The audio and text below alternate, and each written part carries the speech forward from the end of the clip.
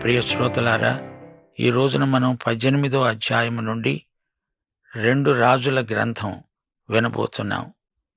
సమరయ్య రాజ్యం పూర్తిగా పతనమైంది. ఇప్పుడు యూదా రాజ్య పరిస్థితులు ఎలా ఉన్నాయో చూద్దాం.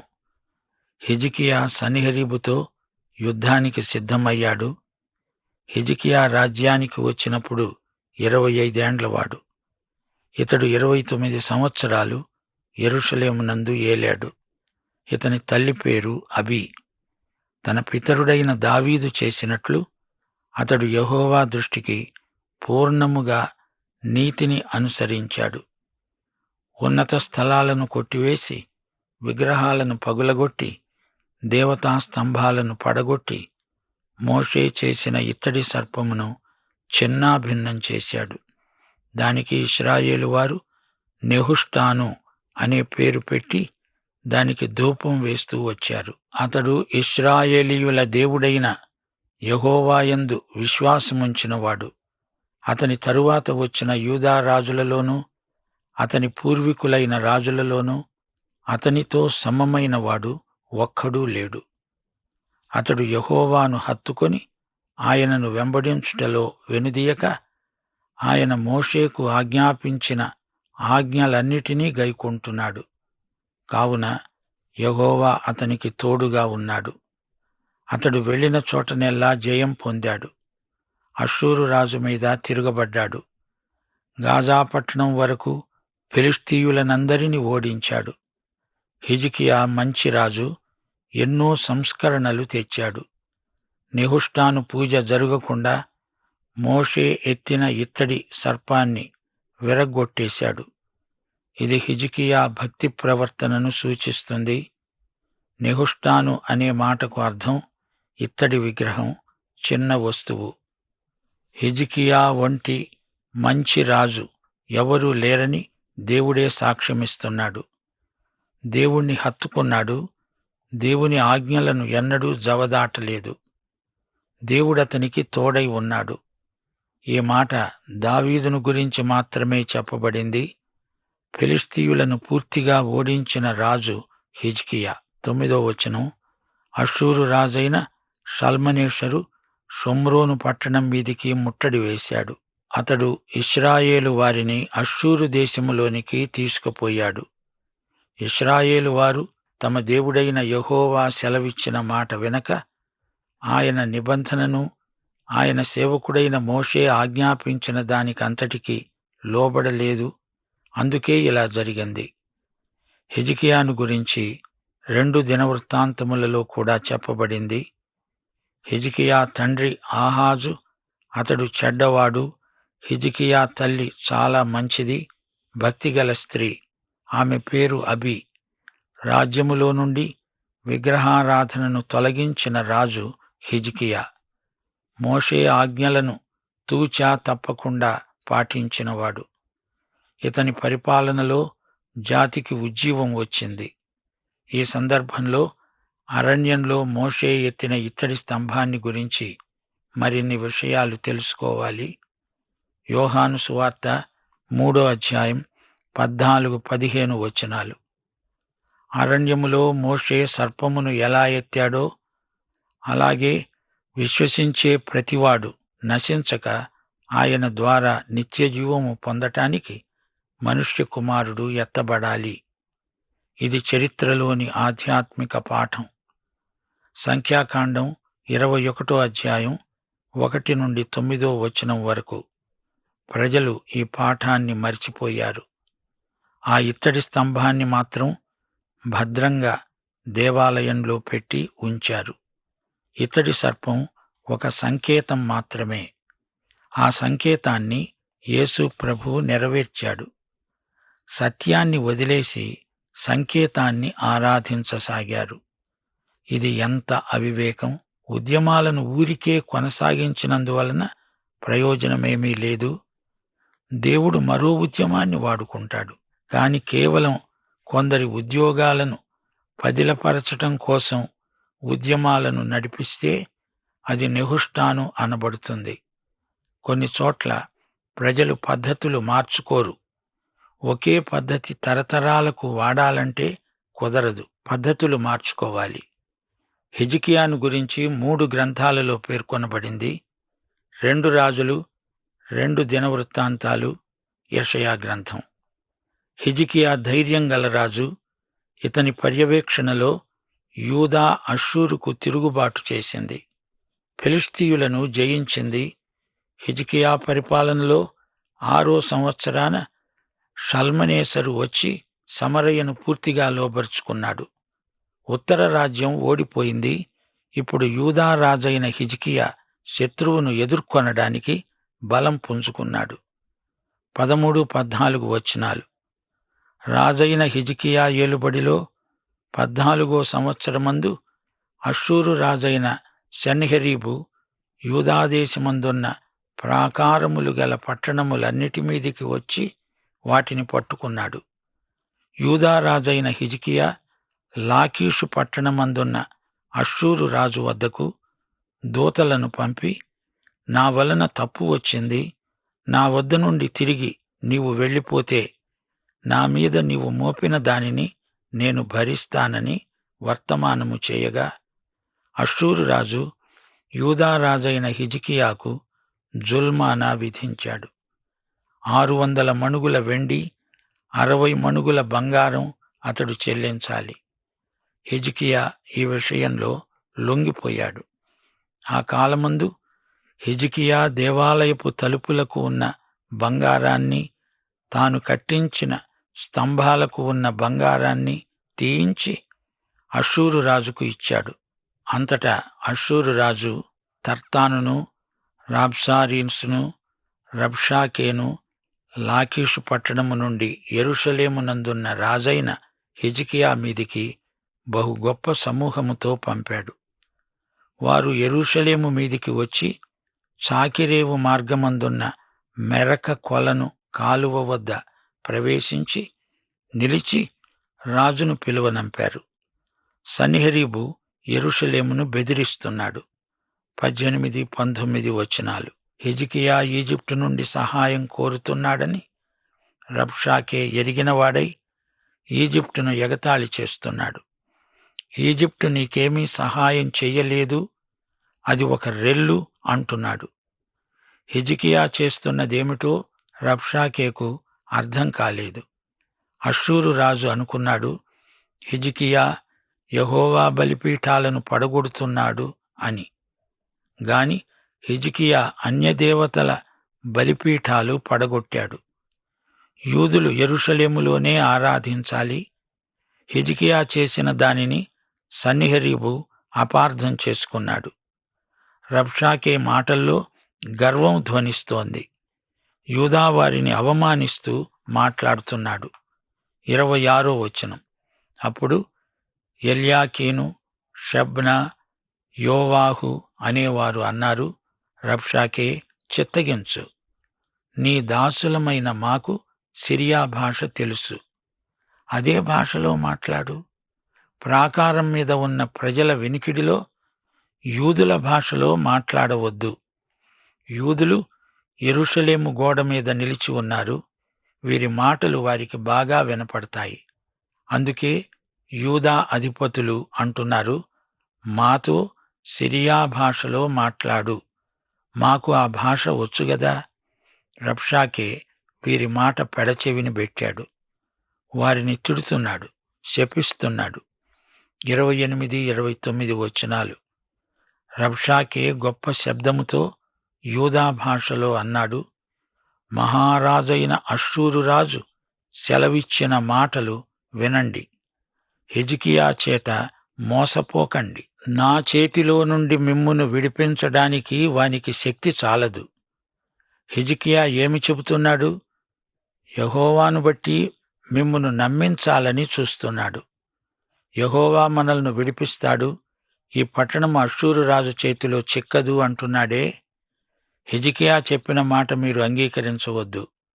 నాతో సంధి చేసుకొని నా వద్దకు మీరు బయటికి వస్తే, మీలో ప్రతి మనిషి తన ద్రాక్ష చెట్టు ఫలాన్ని తిని, అంజూరపు చెట్టు ఫలాన్ని తింటూ తన బావి నీళ్లు తాగుతూ ఉంటాడు. అటు పిమ్మట మీరు చావక బ్రతుకున్నట్లుగా మిమ్మును మరో దేశానికి తీసుకువెళతాను. అక్కడ మీ దేశంలోలాగే గోధుమలు, ద్రాక్షరసము, ఆహారము, ద్రాక్ష చెట్లు, ఆలివ్ తైలము, తేనె లభిస్తాయి. అక్కడ మీరు సుఖంగా ఉంటారు. హిజ్కియా మీకు బోధించే మాటలు మీరు వినవద్దు. చూచారా, రబ్షాకే ప్రజలకు మేధోక్షాళన చేస్తున్నాడు. తమ దేశాన్ని గురించి గొప్పలు చెప్పుకుంటున్నాడు.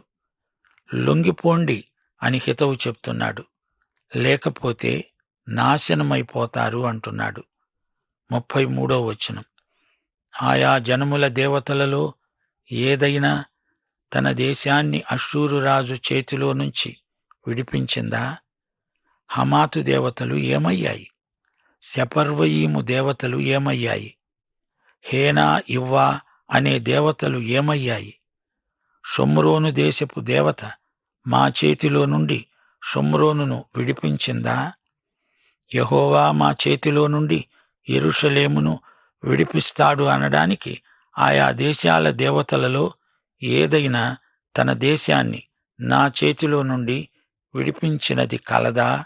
రబ్షాకే గొప్ప వక్త, ఏకధాటిగా మాట్లాడుతున్నాడు. కాని అతని మాటలు దేవునికి వ్యతిరేకమైనవి. దేవుడు కూడా నన్నేమీ చెయ్యలేడు అంటున్నాడు. అష్షూరు రాజు అతిశయిస్తున్నాడు. కాని యెహోవాయే దేవుడు అని అతనికి తెలియదు. సజీవుడైన యెహోవా సర్వభూమికి సార్వభౌముడు, సృష్టికర్త, ఏకైక సత్యదేవుడు. 36వ వచనం. రబ్షాకేకు ప్రత్యుత్తరమియ్యవద్దని రాజు సెలవిచ్చి ఉండడం చేత జనులు ఎంతమాత్రమును ప్రత్యుత్తరమియ్యక ఊరుకున్నారు. అప్పుడు గృహ నిర్వాహకుడైన ఎల్యాకీము, శాస్త్రి అయిన షెబ్నా, రాజ్యపు దస్తావేజుల అధికారి అయిన యోవాహు బట్టలు చించుకున్నారు. హిజ్కియా వద్దకు వచ్చి రబ్షాకే పలికిన మాటలన్నీ తెలియచెప్పారు. ఇప్పుడు మనం 19వ అధ్యాయానికి వస్తున్నాము. ఈ అధ్యాయంలో హిజ్కియా వైఖరిని మనము గుర్తించగలం. ఇదే అధ్యాయంలో యెషయా ప్రవచనం కూడా ఉంది. హిజ్కియా రాజ్యానికి వచ్చినప్పుడు దేశం గొప్ప కలవరంలో ఉంది. ఉత్తర దేశమంతా అష్షూరుకు చెరగొనిపోబడింది. ఇప్పుడు అష్షూరు దక్షిణ దేశాన్ని ముట్టడించింది. హిజ్కియా భయపడ్డాడు. రబ్షాకే అష్షూరు ప్రతినిధి పట్టణ ద్వారం వద్ద నిలిచి దుర్భాషలాడుతున్నాడు. లొంగిపోవాలి, లేకపోతే మీరు నష్టపోతారు, నశిస్తారు.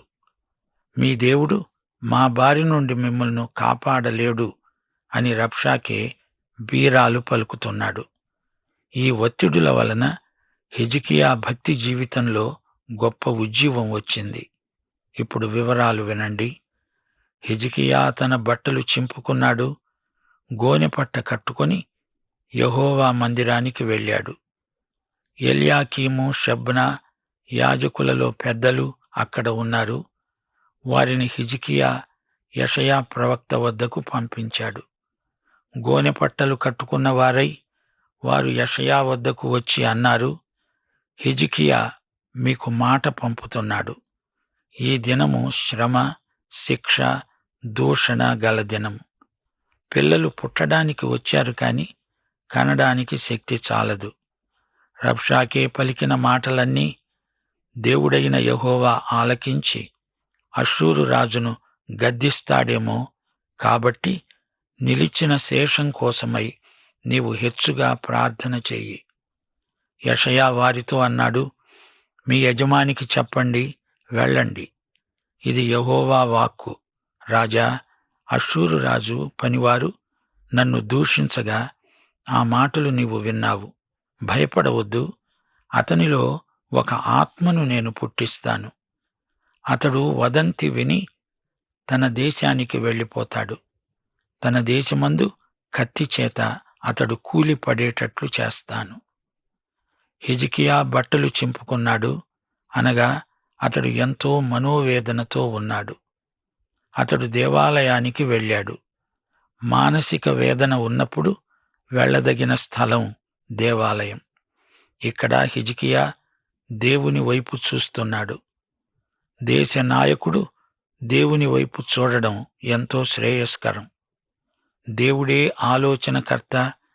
ఈ రోజున మానవుల ఆలోచనలు కొత్త సమస్యలను సృష్టిస్తున్నాయి. అందుకే దావీదురాజు అన్నాడు, దుష్టుల ఆలోచన చొప్పున నడువవద్దు, పాపుల మార్గమున నిలువవద్దు, అపహాసకులు కూర్చున్న చోట కూర్చోవద్దు. లోకంలో అనేక గొప్ప జాతులు పైకి లేచాయి. 2 శతాబ్దాల పాటు అభివృద్ధి చెందినట్లు కనిపించాయి. అకస్మాత్తుగా కుప్పకూలిపోయాయి. దేశంలోని మేధావులు దేవుని వైపు చూడకపోతే తమకు తామే కీడు చేసుకున్నవారవుతారు. హిజ్కియాకు దేవుడు అట్టి జ్ఞానం దయచేశాడు. వెంటనే హిజ్కియా ప్రవక్త అయిన యెషయాకు కబురు పంపించాడు. ప్రవక్తతో, నీ దేవుడైన యెహోవా అంటున్నాడు. మన దేవుడైన యెహోవా అంటే ఎంత బాగుండేది. యెషయా ప్రవచించాడు. అతని ప్రవచనం నెరవేరింది. రాజా, భయపడవద్దు, అష్షూరు నిన్నేమీ చెయ్యలేదు. దేవుడే ఆ రాజు పని పట్టిస్తాడు. సోదరీ సోదరులారా, దేవుని వైపు చూడండి. దేవుని యందలి విశ్వాసం మన చేత గొప్ప కార్యాలు చేయిస్తుంది. 10వ వచనం. హిజ్కియా వద్దకు అష్షూరు రాజు కబురు పంపి అన్నాడు, నీ దేవుణ్ణి నమ్ముకొని నీవు మోసపోవద్దు. అష్షూరు రాజు సకల దేశాలను బొత్తిగా నశింపచేశాడు. నీవు మాత్రం తప్పించుకుంటావా? నా పితరులు ఎన్నెన్నో దేశాలను జయించారు. ఆ దేశాల దేవతలు వారిని తప్పించగలిగారా? ఆయా దేశాల రాజుల గతి ఏమైంది? రాజు పంపిన ఉత్తరం హిజ్కియా తీసుకొని చదివి యెహోవా మందిరానికి వెళ్లి యెహోవా సన్నిధిలో దాన్ని విప్పి పరిచి ప్రార్థన చేశాడు. యెహోవా, కెరూబుల మధ్య నివసిస్తున్న ఇశ్రాయేలీయుల దేవా, భూమి ఆకాశాలను కలుగజేసిన అద్వితీయ దేవా, నీవు లోకమందున్న సకల రాజ్యములకు దేవుడవై ఉన్నావు. యెహోవా, చెవియొగ్గి ఆలకించు. యెహోవా, కన్నులు తెరచి దృష్టించు. జీవము గల దేవుడవైన నిన్ను దూషించిన సన్హెరీబు రాయబారి మాటలను చెవినిపెట్టు. యెహోవా, అష్షూరు రాజులు ఆ జనములను వారి దేశాలను పాడు చేశారు. వారి దేవతలను అగ్నిలో వేసినది నిజమే.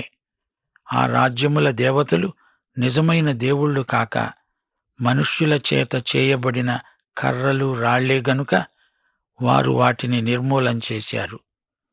యెహోవా మా దేవా, లోకమందున్న సమస్త జనులు నీవే నిజముగా అద్వితీయ దేవుడవైన యెహోవావని తెలుసుకొనేటట్లు అతని చేతిలో నుండి మమ్ములను రక్షించు దేవా.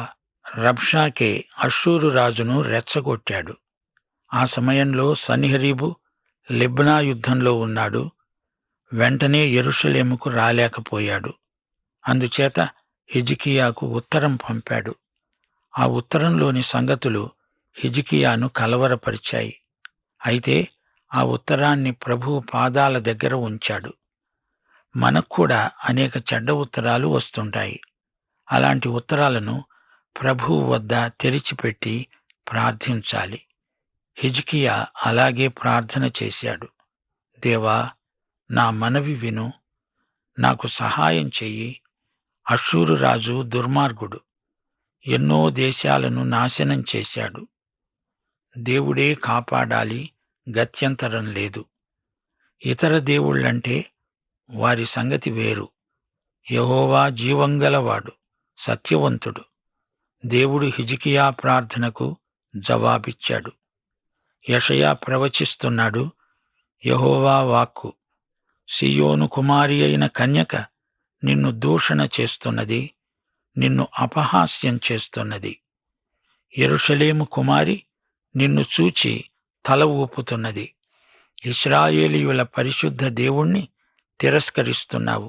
నీవేమంటున్నావు? నా రథముల సముదాయముతో నేను పర్వత శిఖరములకు లెబానోను పార్శ్వములకు ఎక్కి ఉన్నాను.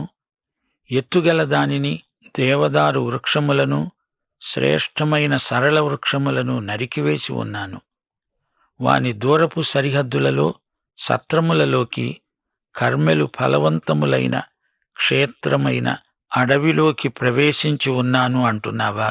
అష్షూరు, నిన్ను నాశనం చేస్తాను, నీ చెయ్యి విరగ్గొడతాను. ఇది యెషయా చెప్పిన ప్రవచనం. సోదరీ సోదరులారా, 20 నుండి 34 వచనం వరకు యెషయా పలికిన దైవోక్తి ఉన్నది. దేవుడు ప్రార్థనలకు జవాబిచ్చే దేవుడు. దానియేలు ప్రార్థించగా దేవుడు వెంటనే జవాబిచ్చాడు. హిజ్కియా ప్రార్థిస్తూ ఉండగానే యెషయా ద్వారా జవాబు పంపాడు. అపొస్తలుడైన పౌలు ప్రార్థన చేస్తూ ఉండగా అననీయా ద్వారా దేవుడు జవాబు పంపించాడు. కొర్నేలి ప్రార్థించాడు, పేతురును దేవుడు అతని ఇంటికి పంపించాడు. ఈ సందర్భంలో యెషయా పరిచర్య చాలా గొప్పది. దేవోక్తిని హిజ్కియాకు అందించాడు. సన్హెరీబు బారి నుండి హిజ్కియాను దేవుడు తప్పించాడు. యెరూషలేముకు క్షేమము దయచేశాడు. ప్రియ సోదరీ సోదరులారా, ఒక జాతి లేదా ఒక దేశం విపత్కర పరిస్థితిలో ఉన్నప్పుడు దేశ పరిపాలకులు ఏమి చెయ్యాలో హిజ్కియా ప్రవర్తనలో మనకు మాదిరి కనపడుతున్నది. దేవుని కృప మనకందరికీ తోడై ఉండునుగాక. ఆమేన్.